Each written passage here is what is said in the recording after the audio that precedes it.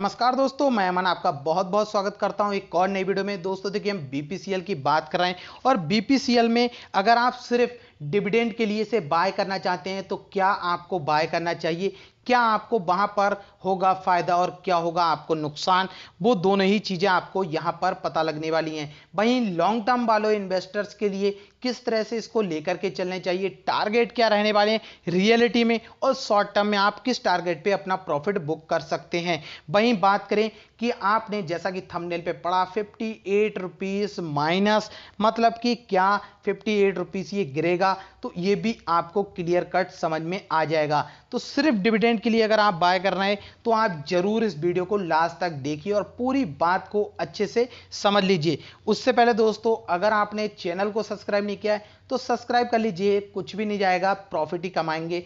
और अगर आपने वीडियो देखी है, पसंद आई तो लाइक भी दबाइएगा।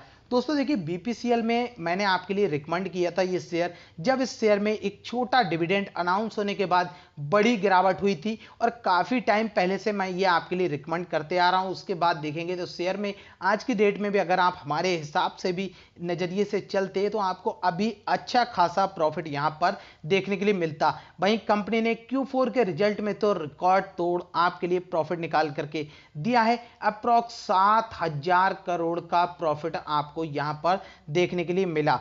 अगर मैं बात करूं तो जो कि मैंने शेयर आपको रिकमेंड किया था इस लेवल पे, जहां पर मैंने आपको बोला था अगर आपके अंदर पेशेंस है तो आप वहां से इसमें होल्ड करके चल सकते हैं और आपके लिए देखने को मिलेगा बड़ा मुनाफा। तो अगर वहां से देखें तो शेयर में लगभग 13-14% का तो प्रॉफिट हो ही रहा है। साथ ही साथ आपके लिए आगे भी इसमें और भी बड़ी अपॉर्चुनिटी देखने के लिए मिलने वाली है। तो अब बात करते हैं जो 58 रुपीस के डिविडेंड के लिए अगर आप इसे बाय करना चाह रहे हैं तो आपके लिए क्या लॉस होगा। तो सबसे बड़ी चीज, सबसे पहली चीज आप यहां समझ लीजिए, मान लीजिए जिस दिन अभी इसकी रिकॉर्ड डेट नहीं आई है, तो जब रिकॉर्ड डेट के बाद आपका जो भी प्राइस होगा शेयर का, मान लीजिए 508 रुपए पे ये ट्रेड कर रहा है उस दिन, और अगले दिन डिविडेंड आपके लिए जाने वाला है, तो अगले दिन जब ये शेयर ओपन होगा तो ओपन होगा 450 रुपए पे। अब यहां से जो 58 रुपीस मैंने माइनस कर दिए हैं, देखिए इस कैलकुलेशन को सिंपल भाषा में समझ लीजिए।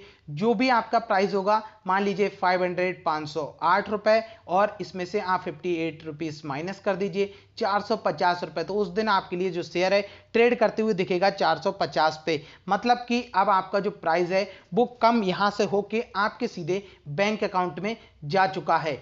अब यहां पे आपको लॉस क्या होगा, जब आपका प्राइस उतना ही रहा और आपको प्रॉफिट भी मिल गया। लॉस ये होगा अगर आप आते हैं टैक्स के बड़े हायर पे करते हैं तो आपके लिए वहां पर लॉस होगा, क्योंकि पहले जो नियम थे उस नियम के हिसाब से आपके लिए एक अमाउंट फिक्स था, जिस अमाउंट के बाद ही आप पे टैक्स पड़ता था अगर आपको डिविडेंड में मिलता था। लेकिन आज की डेट में अगर आपको 1 रुपए भी डिविडेंड में मिलेगा और आप जिस टैक्स स्लैब में भी आते हैं, अगर आप 10% टैक्स देते हैं तो 10% उसमें से कट के ही आपको मिलने वाला है, मतलब 90 पैसे। और अगर आप आते हैं हायर में तो आपका 30% कट के पहुंचेगा। तो आप समझ सकते हैं आपको वहां पर 30% का लॉस देखने के लिए मिलेगा। तो इसीलिए अगर आपने शॉर्ट टर्म के हिसाब से इसको बाय किया है तो आप जो टारगेट है 490 रुपए के ऊपर आप अपना प्रॉफिट बुक कर सकते हैं, जो भी आपको प्रेफर्ड लगे, अच्छा लगे, जहां पर आप सही समझे, पर 490 के ऊपर आप अपना प्रॉफिट बुक कर सकते हैं शॉर्ट टर्म वाले।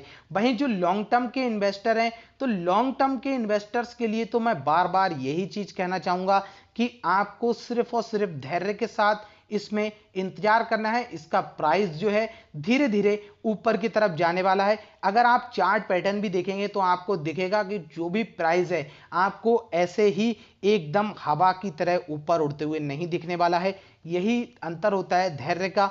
आप धैर्य रखेंगे तो आपको प्रॉफिट ही प्रॉफिट देखने को मिल जाएगा। तो लॉन्ग टर्म में आप कम से कम इसका टारगेट 700 से 800 रुपए लेके चलिए, उससे पहले आप इसको मत बेचिए। उसकी वजह क्या है, जैसा कि आप यहां नीचे चल के देख सकते हैं, आपको यहां पर देखने के लिए मिलेगा गवर्नमेंट ने अलाउ कर दिया है 100% एफडीआई इन बीपीसीएल। तो गवर्नमेंट जो डिसइन्वेस्टमेंट का प्लान लेकर के आई है बीपीसीएल के लिए, अब उसी को देखते हुए उन्होंने एफडीआई की पूरी तरह से मंजूरी दे दी है। इसका साफ सीधा मतलब आप समझ सकते हैं कि अब बीपीसीएल के लिए कोई भी फॉरेन कंपनी या बड़ा इन्वेस्टर विदेशी भी इसे खरीद सकते हैं। तो अगर कोई भी फॉरेन कंट्री से बड़ी कंपनी बीपीसीएल को खरीदती है तो आप समझ सकते हैं किस तरह से इनका बिजनेस और भी बढ़ने वाला है। अब बेशक चाहे बड़े या ना बड़े, जरूरी नहीं है कोई भी न्यू पर्सन आके कंपनी को पहले से ज्यादा बेहतर बना सकता है। ये चीज कहीं पर लिखी हुई नहीं है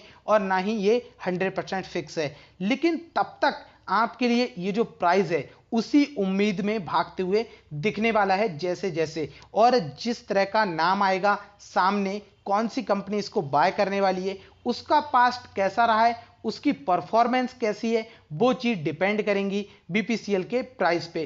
तो लॉन्ग टर्म इन्वेस्टर्स के लिए कोई भी प्रॉब्लम की बात नहीं है। लॉन्ग टर्म वाले आराम से बैठिए, डिविडेंड का मजा लीजिए और वापस से शेयर को भागने दीजिए। तो अगर आप यही चीज सोच के चलेंगे तब तो आप उठाएंगे फायदा। और आप अगर इसे सिर्फ और सिर्फ शॉर्ट टर्म में बाय करना चाह रहे हैं तो शॉर्ट टर्म के हिसाब से आप इसमें ज्यादा मुनाफा नहीं बना पाएंगे, या फिर आपका शॉर्ट टर्म मिनिमम 3 मंथ्स होना चाहिए तो आप यहां पर जरूर प्रॉफिट कमा सकते हैं। और आप तभी प्रॉफिट कमाएंगे जब आपका टैक्स स्लैब कम हो। तो ये चीज आप ध्यान में रखकर ही इसमें इन्वेस्टमेंट कीजिएगा। वहीं अगर कंपनी की बात करें तो इसके ऊपर मैं आपके लिए ऑलरेडी एक डिटेल में वीडियो बना चुका हूं कि बीपीसीएल ने किस तरह से आपको मल्टीबैगर रिटर्न निकाल करके दिए हैं। इसकी आप हिस्ट्री देखेंगे तो आपको वहां से पता लग जाएगा। चार्ट के हिसाब से अगर आप देखते हैं तो आपको सिर्फ यहां पर 2300% का ही रिटर्न देखने के लिए मिल रहा है, जो कि अगर आप देखें तो बहुत से ऐसी कंपनियां हैं जिसके हिसाब से ये बहुत ज्यादा